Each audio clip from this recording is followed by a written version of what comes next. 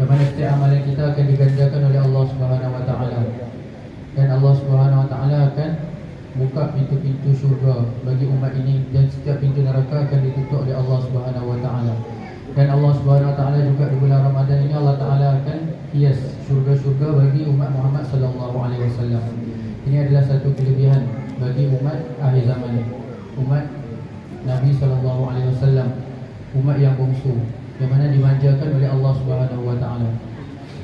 Jadi hari ini kita nak membincangkan tentang hikmah kewajipan puasa yang Allah Subhanahu Wa Taala fardukan ke atas umat ini. Jadi di dalam kewajipan puasa ni Allah Subhanahu Wa Taala letakkan bermacam-macam jenis hikmah.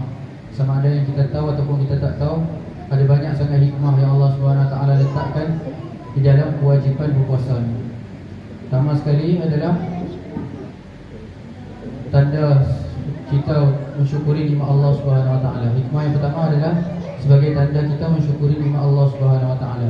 Jadi bila datangnya satu perintah Allah Subhanahu Wa Taala, maka kita sebagai hamba yang baik, hamba yang taat, hendaklah menunaikan perintah itu dengan bersungguh-sungguh. Bila mana datangnya bulan Ramadan, maka perintah Allah yang ada pada ketika itu adalah berpuasa. Ini salah satu daripada rukun Islam.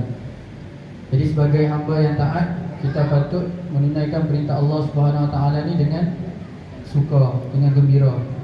Sebab apa? Sebab Allah Subhanahu Wa Taala hari ini telah kurniakan kepada kita bermacam-macam jenis nikmat.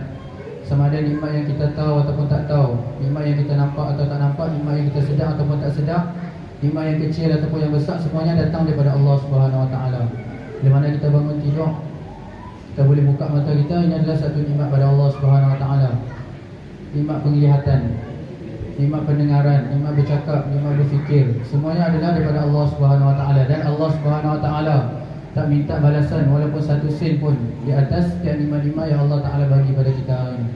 Jadi ulama bagi tahu cara kita nak mensyukuri nikmat Allah Subhanahu Wa Taala adalah dengan 3 cara. Pertama, kita syukur nikmat Allah Subhanahu Wa Taala ni melalui hati kita. Jadi dalam hati kita rasa syukur dengan nikmat yang Allah Subhanahu Wa Taala kurniakan kepada kita. Yang kedua, kita boleh mensyukuri nikmat Allah Subhanahu Wa Taala melalui percakapan kita, lisan kita. Dan ini kita sentiasa ucapkan alhamdulillah. Kita bangun tidur kita baca alhamdulillahillazi ahyana ba'da ma amatana wa ilaihin nusyur. Kita habis makan kita baca alhamdulillahillazi at'amana wa saqana wa ja'alana minal muslimin. Keluar daripada tandas kita baca ghufranaka alhamdulillahillazi azhaba 'anil adza wa afani. Jadi itu adalah cara kita, cara yang kedua untuk kita menzahirkan rasa syukur kita pada Allah Subhanahu Wa Taala. Dan cara yang ketiga adalah kita zahirkan dengan perbuatan kita. Jadi bila mana kita dapat suatu nikmat tu, kita gunakan pada tempat yang Allah Subhanahu Wa Taala redha. Ataupun bila mana datangnya satu perintah Allah Subhanahu Wa Taala, kita buat perintah Allah Subhanahu Wa Taala tu dengan bersungguh-sungguh, dengan hati yang terbuka, dengan hati yang gembira. Tapi bila mana datangnya perintah Allah, kita rasa terbeban, kita rasa susah ataupun kepayahan, maka kita takut-takut kita jadi seorang hamba yang tidak bersyukur. Jadi bila datangnya puasa ni, kita buat perintah Allah Subhanahu Wa Taala ni dengan sungguh-sungguh, itu akan menunjukkan tanda kita mensyukuri nikmat Allah Subhanahu Wa Taala. Itu adalah yang pertama. Yang kedua adalah hikmah berpuasa ni adalah Allah Subhanahu Wa Taala nak ajak kita supaya kita boleh tundukkan nafsu kita, supaya kita boleh kawal nafsu kita. Jadi nafsu ni sifat dia adalah ke arah kehaiwanan. Nafsu ni dia punya sifat adalah ke arah sifat haiwan. Ini dia suka makan, dia suka minum bersama dengan pasangan. Ini adalah sifat haiwan. Jadi nafsu ni dia punya sifat adalah sifat haiwan. Dan Allah Subhanahu Wa Taala telah letakkan dalam diri manusia ni 2 perkara, yakni nafsu dan juga akal fikiran.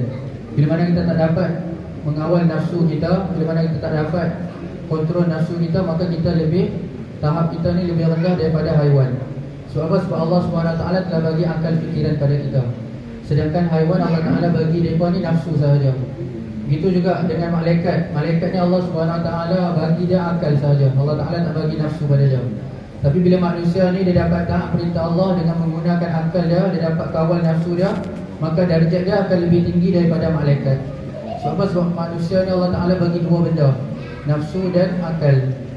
Jadi bila kita berpuasa ni, Allah Ta'ala ajak kita cara untuk kawal nafsu kita. Sebab nafsu ni dia hanya akan lemah dengan berlapak sahaja. Bila mana Allah SWT ciptakan nafsu ni, Allah Ta'ala panggil nafsu ni menghadap Allah SWT. Maka nafsu ni diam sahaja, dia tak menyahut seruan Allah SWT.